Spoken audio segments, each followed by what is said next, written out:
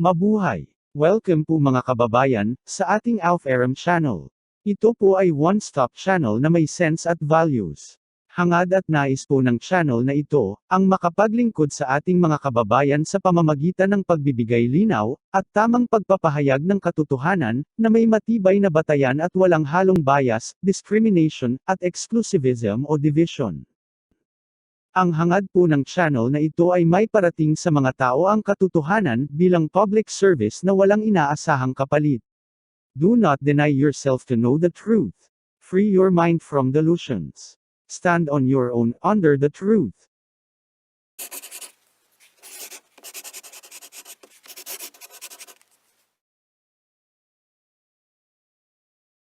Ipagpapatuloy natin ang paliwanag kung bakit mali ang first fruits offering sa 23rd day of the first month, at ang first fruits offering sa 16th day of the third month.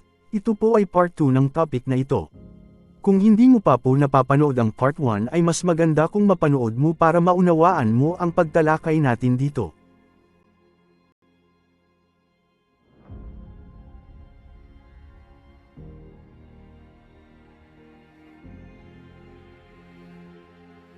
Pabubulaanan natin ngayon ang kanilang paniniwala gamit ang Biblia.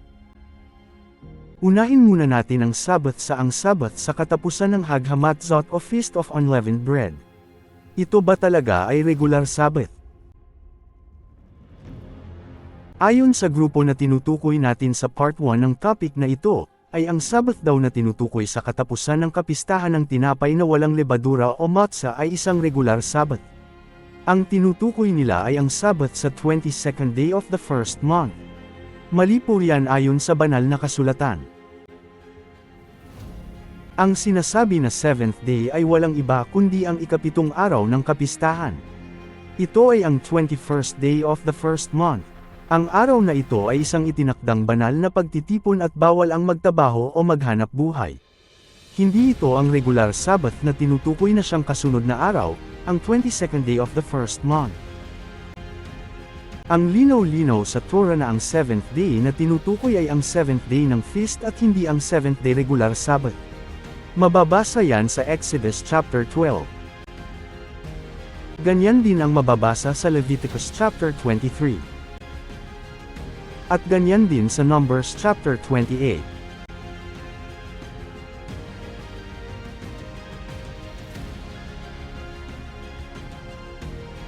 Pinapatunayan din yan ng Hag HaSukkot o Feast of Tabernacles sa 7th month.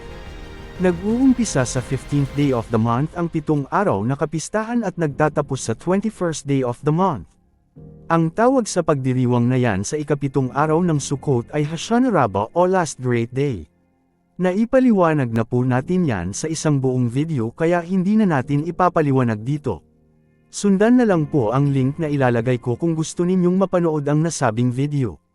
Ang Sabbath sa 22nd day of the 7th month ay hindi tinawag na ikapitong araw ng kapistahang ito, sa halip ay tinawag itong ikawalong araw. Pansinin sa Leviticus chapter 23, verse 39, tinawag na first day at Sabbath ang unang araw ng Sukkot Festival, at tinawag na ikawalong araw ang Sabbath sa 22nd day of the 7th month. Kaya malinaw na ikawalong araw na ang regular Sabbath. Hindi gaya ng pinalilitaw ng ilang grupo na ang regular Sabbath daw ang ikapito na sinasabi sa kapistahan. Hindi. Malinaw yan dito sa kasulatan. Ang 21st day of the month ang ikapitong araw. Ang 15th day of the 7th month ay first day ng pagdiriwang. Ang 22nd day of the month ang 8th day ng pagdiriwang. At ang 21st day of the month ang 7th day ng pagdiriwang, at hindi ang 22nd day. Ganoon din, ang 15th day of the first month ang first day ng Feast of Unleavened Bread, ang 21st day of the month and 7th day of the feast, at ang regular Sabbath sa 22nd day of the month ay 8th day na. Ang linaw ng Torah sa Exodus chapter 12, verse 18, na nagtatapos ang Feast of Unleavened Bread sa 21st day of the month.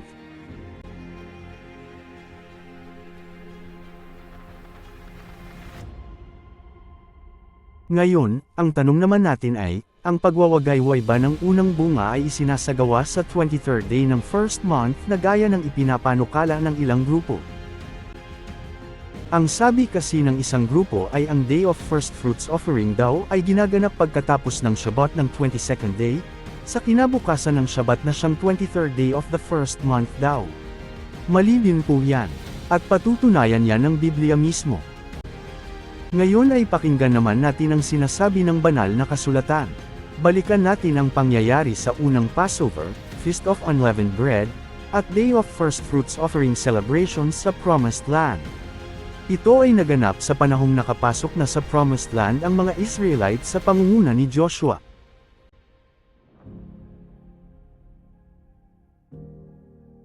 Ayon sa Joshua chapter 4, verse 19, ay nakatawid at nakapasok sa Promised Land sina Joshua sa 10th day of the first month. Very significant ang pangyayari na ito dahil kung babasahin sa chronology ng John chapter 12, ay ito ang pagpasok ng Messiah sa Jerusalem, 5 days before the Passover. At kung titingnan sa Hebrew texts ang pangalan ni Joshua at ng Messiah ay exact match ang kanilang Hebrew names. Ang isa pang significant event sa araw na ito ay dahil ito rin ang araw ng pagpili ng Passover Lamb, ayon sa Exodus chapter 12, verse 3. Ang reality ng Passover Lamb ay ang Messiah. Balik tayo sa main topic. Kaya natin pinag-uusapan ang pagdating ni Joshua sa Promised Land, dahil ini-establish natin ang chronology ng events on the same month. Kasunod nito, sa chapter 5, verse 10, habang sila ay nasa Gilgal, ay nagdiwang sila ng Passover sa kinahapunan ng 14th day of the same month, ayon mismo sa Torah. Kinabukasan nito, ayon sa verse 11, pagkatapos ng Passover, ay kumain sila ng unleavened cakes mula sa lumang butil ng Promised Land. Ito ay dahil ang 15th day of the first month ay first day ng Feast of Unleavened Bread, ayon sa Torah. Pansinin na mula sa old corn o lumang butil sila gumawa ng unleavened cakes. Tandaan po ninyo yan dahil gagamitin natin yan sa paliwanag mamaya lang. Pansinin din kung bakit hindi nabanggit ang unleavened cakes o bread sa Passover, samantalang ayon sa Torah ay kasabay ang unleavened bread sa Passover meal. Kailangan lang dito ng familiarity sa Bible stories. Kaya hindi nila kailangan mag-bake ng unleavened bread sa first Passover, ay dahil may mana pa na dumarating hanggang sa araw na yon. Ang mana ay hindi ginamitan ng pampaalsa dahil hindi naman ito minasa. Ito ay bread from heaven. At pansinin din na walang mana na dumating sa araw na ito. Kaya sila kumain na mula sa lumang butil at ginawang unleavened bread, dahil Shabbat ang 15th day of the month, at walang dumarating na mana kapag Shabbat, kaya walang dumating na mana sa araw na yon. Kinaumagahan na naman, ayon sa verse 12, matapos na kainin nila ang lumang butil ng Promised Land sa nakaraang araw, ay tumigil na daw ang mana, at wala nang dumating mula noon, kaya kumain na sila ng bunga sa taong iyon ng Promised Land. Himayin po muna natin ng isa-isa ito. Una, malinaw na 16th day of the first month ito, dahil kinaumagahan ito ng Shabbat ng 15th day of the first month. Ang sabi sa verse ay on the morrow after they had eaten the old corn of the land. Kailan yun kumain sila ng old corn of the land? Ito ay sa nakaraang araw, ang 15th day of the month. Pangalawa, ayon sa verse ay tumigil na sa pagdating ang mana sa umagang yon. Dumarating pa kasi ang mana araw-araw, maliban sa Shabbat, at bago ang Shabbat na ito dito. Kaya sinabing tumigil na ang mana, dahil ang umagang ito ay kinaumagahan ng Shabbat, na dapat sana ay mag-uumpisa na naman na dumating ang mana. Pero wala nang ang dumating dahil nasa Promised Land na sila. Kaya kumain na sila ng bunga ng Promised Land. Pangatlo, sa araw na ito ng 16th day of the first month, ginanap ni Joshua ang kauna-unahang first fruits offering sa Promised Land. Paano natin nasabi na ito ang Day of First Fruits? Ito ay dahil kumain na sila ng bunga ng Promised Land para sa taon na yun. Ayon sa Torah sa Leviticus chapter 23, verse 14, ang bilin sa kanila ay sa pagdating nila sa lupang pangako ay hindi sila kakain ng bagong bunga ng lupain, hanggat hindi nila naiihahandog ang unang bunga para sa Elohim, na ibinilin sa Leviticus 23, verse 10-11. Kaya sa umaga ng 16th day ay nag-alay na sila ng unang ani upang makakain na sila ng mga bagong ani ng Promised Land. Ang isang patunay na new fruits na ang kanilang kinain ay dahil ang sabi sa verse ay matapos na kumain sila ng old corn. Ibig sabihin ay new corn na ang kanilang kinain kasunod nito. Kaya napakalinaw na ang Day of First Fruits ay ang 16th day of the first month. Hindi ang 23rd day na sinasabi nila. Ang 16th day of the first month bilang Day of First Fruits ay pinapatunayan ng mga historians, na halos mga kasabayan ng Messiah. Gaya ni Josephus at ni Philo, kaya hindi po totoo ang claim nila na nakalimutan ng mga Jews ang lahat ng Torah, commandments, judgments, mga sabbats, new moon days, kapistahan at mga takdang kapanahunan. Dahil kung tama sila, ay ibig sabihin, ay pati ang Messiah ay nawala sa tamang panahon at nagdiwang ng maling Sabbath at kapistahan noong siya ay namumuhay bilang tao sa Promised Land. Tama pa po ang Sabbats at mga takdang panahon noong panahon ng Messiah at ng mga apostol. Bandang huli pa ito babaguhin at pilit na pakakalimutan. Hindi na po natin tatalakayin dito ang paksang yan dahil tatalakayin natin sa The True Sabbath series kapag naumpisahan na natin.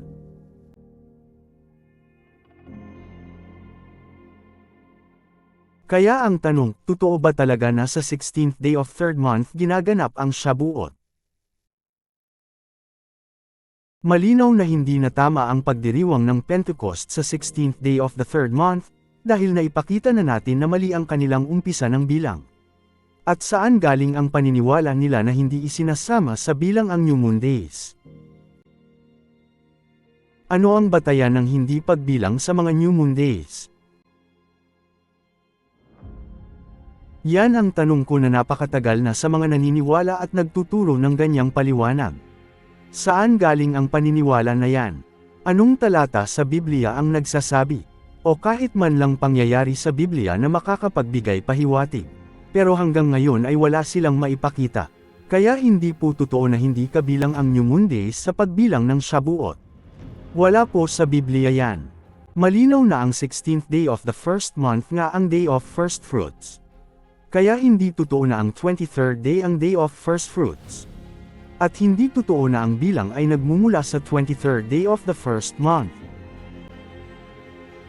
Kaya mali na lahat ng bilang ng Shabuot batay sa 23rd day of the first month. Malinaw na malinaw, at napakalinaw sa Biblia, na hindi ang 16th day of the third month ang Pentecost. Napakahalaga ng umpisa ng bilang ng mga Shabuot papunta sa 50th day, dahil pag mali ang umpisa mo ay mali na lahat. Kaya critical ang bagay na ito. Kaya ngayon na muli natin napatunayan na ang 16th day of the first month ang Day of First Fruits ay mananatiling matibay ang iba pa nating pinaniniwalaan. Balikan po natin saglit ang buod ng pangyayari sa kauna-unahang wave offering of first fruits sa Promised Land, ayon sa Bible. Ito ay sa Gilgal events, na nag-umpisa sa pagpasok ni Joshua sa Promised Land at pagtigil sa Gilgal. Ganito ang pagkasunod-sunod ng pangyayari. Nagdiwang sina Joshua ng Passover sa 14th day of the first month at mana pa na unleavened, dahil nagmula sa langit ang kanilang kinain. Kinaumagahan ay walang mana na dumating dahil ito ay Shabbat at walang dumadating na mana kapag Shabbat. Kaya nagluto sila ng unleavened cakes mula sa lumang butil. Ito ang unang araw ng Feast of Unleavened Bread o Hag Hamatzot. Ito ang 15th day of the same month. Kinaumagahan, pagkatapos na kumain sila ng unleavened bread mula sa lumang butil, ay wala nang dumating na mana, na dapat sana ay may darating dahil tapos na ang Shabbat. Kaya kumain na sila mula sa mga bagong bunga ng Promised Land. Ayon sa Torah, ay bawal kumain ng bagong bunga kung hindi pa nakapaghandog ng unang ani. Kaya malinaw na sa umaga pa lang ng 16th day of the first month, ay naghandog na ng first fruits sina Joshua. Malinaw na ito nga ang day of first fruits. Ito ang tama na batayan ng pagbilang papunta sa Pentecost. Ito din naman ang pattern ng 3 days and 3 nights ng Messiah, kaya hindi nila ito makontre dahil ito ang tanda ng Messiah. Ang 3 days and 3 nights ang tanda ng Messiah upang maniwala ang lahat na siya nga ang tunay na Messiah. Pero hindi lang ito tungkol sa tanda ng Messiah. Ang isang dahilan kung bakit hindi siya nag-resurrect sa umaga ng 16th day o bago pa ang umaga na ito, ay dahil ang 3 araw na ito ay Shabbaton bilang alaala ng Exodus. Kung babalikan ang mga pangyayari sa Exodus, ay ganito ang tama na chronological order ng mga pangyayari. Ang 3 araw na ito ay itinuturing na Shabbaton. Ang ikatlong gabi ay ang pagdiriwang na tinatawag na the night to be much observed o Leil Shimurim. Ito ay buong gabing pagdiriwang ng kalayaan. Ito din ang araw ng kalayaan mula sa kasalanan ng lahat ng tao dahil sa gabing ito muling nabuhay ang Messiah. Hindi na rin po natin tatalakayin dito yan dahil isang buong video na ang ginawa natin dyan. Panoorin nyo na lang po ang the night to be much observed. Ang akala ng ibang grupo na ito ay tungkol lang ito sa tanda ng Messiah, kaya tinatanggap nila ang 3 days and 3 nights. Pero hindi sila naniniwala na ang ikatlong araw dito ang Day of First Fruits o Yom HaBikurim. Kaya lang ang hindi nila napansin, ay kung ano ang sinasabi sa testimony ng mga apostol na first day of the week, gaya sa John 20, verse 1. Kung tama sila sa kanilang pinaniniwalaan na lunar week kuno, at kung tama na first day of the week nga ito, ay bakit naman may pagitan ng Sabbath day at ang first day of the week? Kaya malabo na first day of the week ang pampisang araw ng pagpunta ng mga Maria sa libingan ng Messiah, o ang 17th day of the first month. Ang totoo ay ang isinalin na first day of the week ay ang Greek phrase na Mian Sabbaton, na ang ibig sabihin ay one of Sabbaton. Ang Mian Sabbaton ay nangangahulugan na one of Sabbaton. Ibig sabihin isa sa mga Sabbaton. Walang nabanggit na day sa Greek. At walang nabanggit na first sa Greek. Ang ibig sabihin ng Greek word na mian ay one o one of. Ang totoo ay ganoon din sa Greek text ng Matthew 28, verse 1, at sa iba pa. Ang maganda sa verse na ito ay dahil ipinakita dito na ang sinabing nagtapos sa muling pagkabuhay ng Messiah ay Sabbaton din. Parehong word sa isinalin na first day of the week. Dahil ang akala ng iba ay plural ang Sabbaton ng Sabbath kaya isinalin ito in the end of the Sabbath sa ibang translations. Pero magkaiba po ang Sabbath at Sabbaton, at hindi din Sabbaton ang tawag sa week sa Greek. Ang Sabbaton ay hindi Greek word kundi isang borrowed word mula sa Hebrew. Ang ibig sabihin ng Sabbaton ay mahahalagang okasyon gaya ng Sabbath at kapistahan. Kaya ang mga sinasabing nagtapos dito ay ang Passover, first day of the Feast of Unleavened Bread Assembly, at ang Day of First Fruits at night to be much observed. Ang Mian Sabbaton na tinutukoy ay ang unang bilang ng 50 days papunta sa Pentecost. Ito ang sinasabi na one o Mian sa Greek. Dahil ito ay hindi lang isa sa bilang kundi unang bilang ng Pentecost o Shabuot. Ang tawag sa appointed time na ito sa Hebrew ay Zephyret HaOmer o the counting of the Omer na naaayon naman sa Torah. Naipaliwanag na po natin sa ilang videos yan kaya hindi na po natin lalawakan ang paliwanag. Panoorin nyo na lang po ang playlist na Pentecost Special. Nasa description po ng video na ito ang mga links. Kaya malinaw na ito talaga ang umpisa ng bilang papuntang Shabuot. Ang ating time-keeping forecast ay nananatiling matibay, maasahan, at naaayon sa kasulatan ng salita ng Elohim. Mula sa pagbibilang mula sa 16th day of the first month, at patuloy sa second month. Hanggang sa pagtatapos ng 7 sevens at sa kabuuhang 50 days sa third month, ang ating pagdiriwang ng Shabuot, ay nananatiling naaayon sa kasulatan. Ang The Book of Yashar o Jasher ay nananatiling maaasahan sa pagsasabing ang original Shabuot ay naganap sa 6th day ng 3rd month. At hindi sa 16th day na gaya ng imaginations of the heart ng ilan at nagpapaniwala sa mga kadudadudang mga kasulatan sa labas ng Biblia. Wala po masamang gumamit ng extra biblical sources. Pero may tamang paraan at attitude po sa paggamit ng extra-biblical sources. Pinakamahalaga sa lahat, ang extra-biblical sources ay tinatanggap lamang natin ang sinasabi kung ito ay hindi sumasalungat sa Torah o Biblia. Sa video na ito ay napatunayan na naman natin ang kamalian ng kapwa natin tao. Hindi po natin maaaring asahan ang ating kapwa-tao. Prone sa pagkakamali ang tao. Huwag po tayo magtiwala sa kapwa-tao. Sa salita ng Elohim lamang tayo maniwala. Dahil ang Elohim lamang ang tunay, totoo, at hindi nagsisinungaling. Hindi gaya ng mga tao. Kaya dapat ang ating pinaniniwalaan, ipinapaliwanag, at itinuturo, ay naaayon sa salita ng Elohim. Sa Kanya lamang, sa Kanya, at wala ng iba.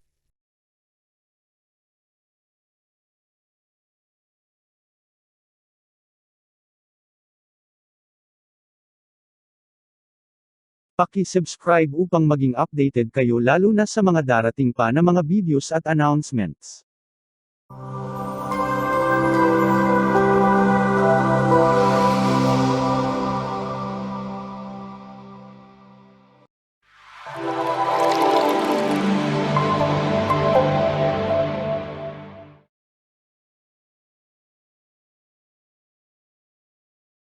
Kung inyo pong mamarapatin, ay bukod po sa pag-subscribe, ay paki-like po ang aming video kung inyong nagustuhan, at pakisuyo na rin po na e-share at huwag kalimutan na pindutin ang notification bell.